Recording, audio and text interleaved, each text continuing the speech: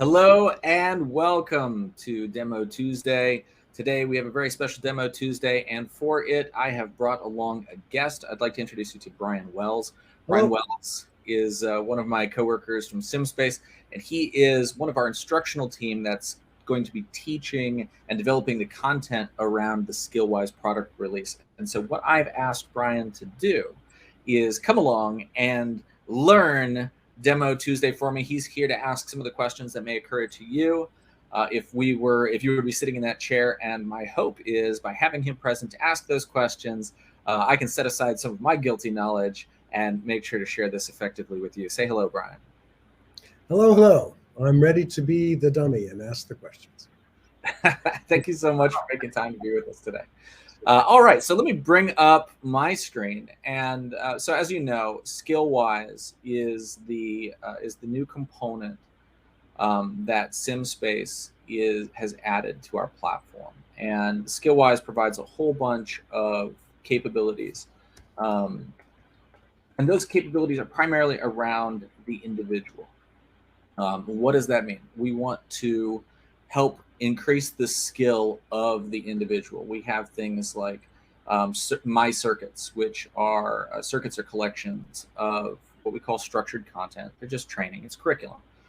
Curriculum that are grouped together logically so they're easy to consume.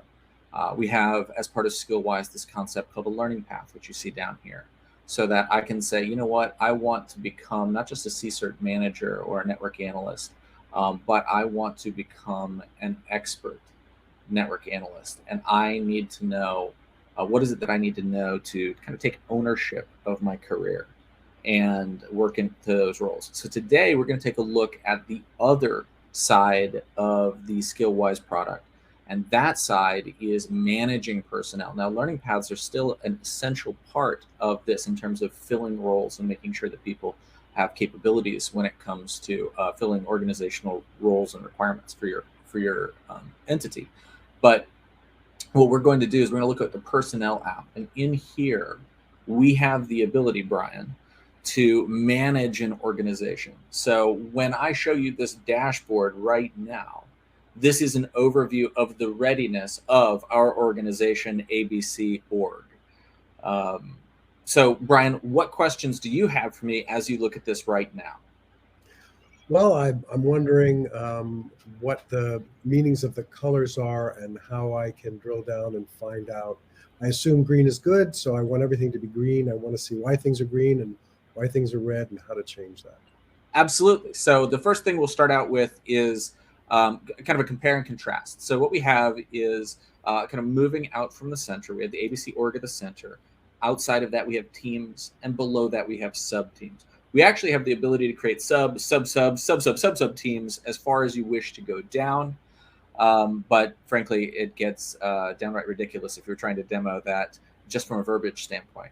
So we'll keep it fairly simple here. Pete, I have seen some of these shots, like for a banking customer or something, where it looks like a watermelon, a wagon wheel. It's got so many sections. Absolutely massive. And here we can actually break this down. So as it gets really excessive later on, we can actually drill down and say, okay, well, I'm just responsible for ABC org, so that's all I really want to see. So that's what we've done here, and it's something that's nice to avoid getting into that really excessive that excessive perspective that looks pretty, but it may not necessarily be terribly useful for day-to-day operations.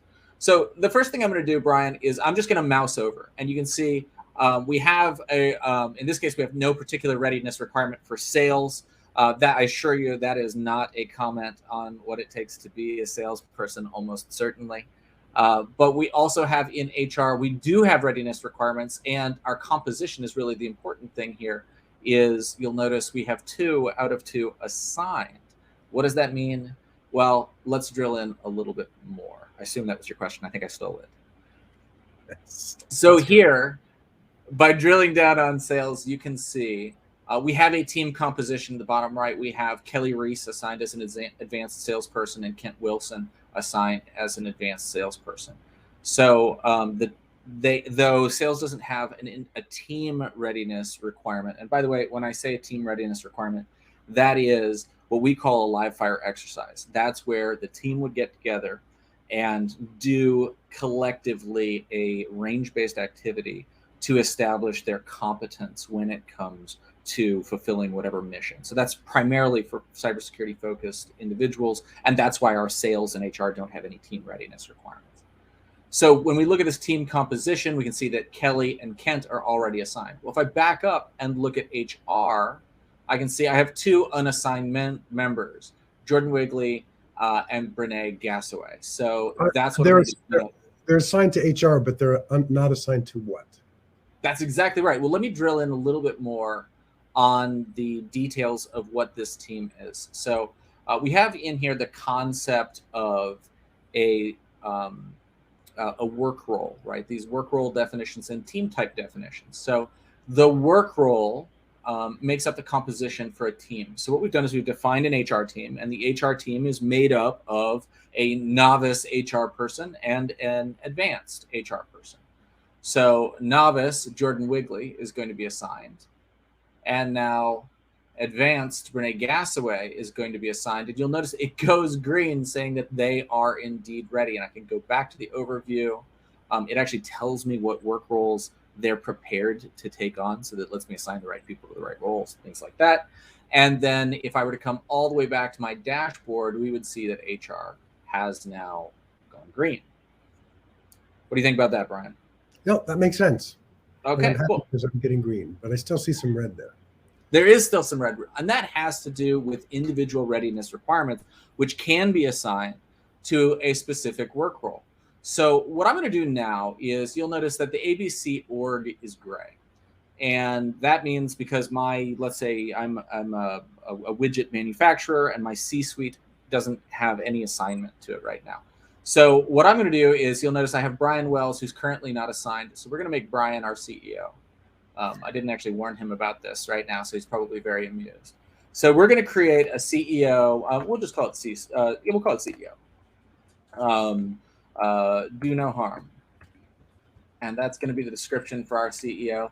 And that would be funny to make it a novice level role. We'll go ahead and make it an expert level role. And now I can create requirements, and those requirements can be whatever we might want them to be. So information assurance annual training would be a great example.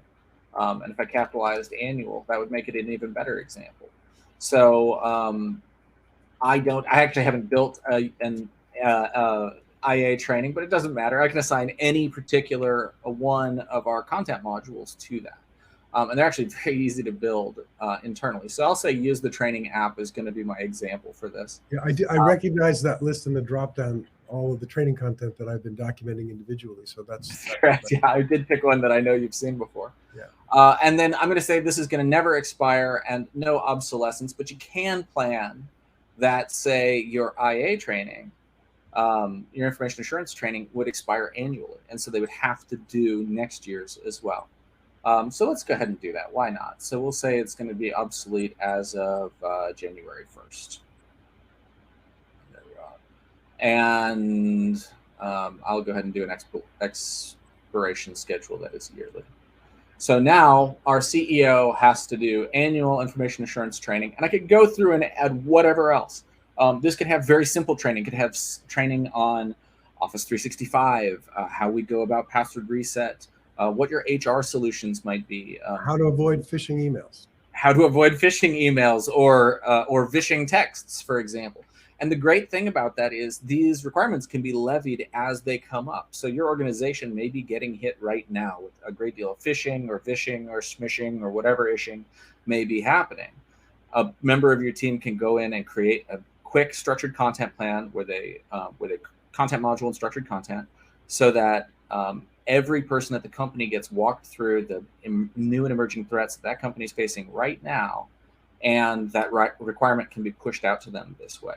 So it's just a frontline worker. I might log in and suddenly see, this new training, I have to learn about phishing because somebody up higher up realized this was suddenly a problem.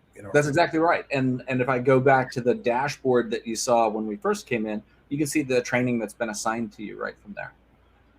So the next thing we need to do is create a team, because shockingly, I haven't created a team for the C-suite, so I will. and everything requires a definition. So I will go ahead and say the definition for C-suite is just C-suite. There we are. Excellent. I'm going to go ahead and save that and create composition requirements. Well, that's going to ask me what type of C-suite am I looking for? Well, I think we should have a CEO, and I think we should make them an expert, and we'll add them to that. And now I can save. Now, the only thing that I have to do from here is I have to go into my admin application, look at my organization structure, and take my ABC org and assign it the team type of C-suite that I've just created. So now that I've assigned that, what does that mean? You remember me saying there's this bigger structure. When we looked at the dashboard, Brian, I zoomed out and it turned into, well, frankly, a very, very busy dashboard.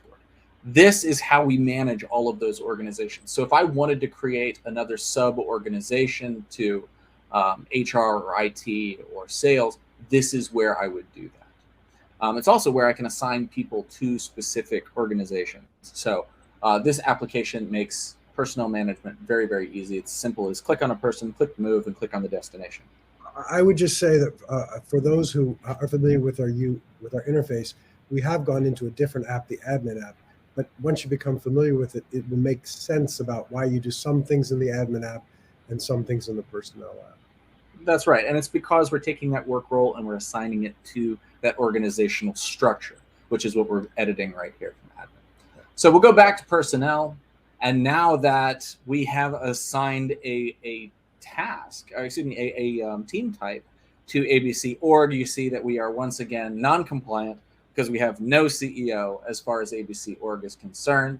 That will not stand. So we'll take Brian Wells and we'll assign him to that. Congratulations, Brian, on your promotion. So from here, you'll notice it does not show ready. And the reason we are not ready is because Brian, not judging right now, Brian, but Brian hasn't completed his assigned tasking. So that'd be the next thing that we would ask him to do as part of this to turn, going back to the dashboard, to turn ABC org green is, hey, Brian, we've got outstanding training for you right now.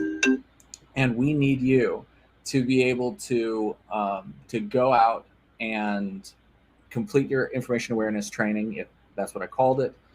Click through that, and then as soon as you're done, ABC org will be ready. So, but likely in the real world, you've only done me, but in the real world, you probably would then later go back and add everybody in the C-suite that would need to meet the same requirements, right? And that's how you would manage that. Yeah, there are a lot of different ways we could handle that. We could create a generic C-suite work role.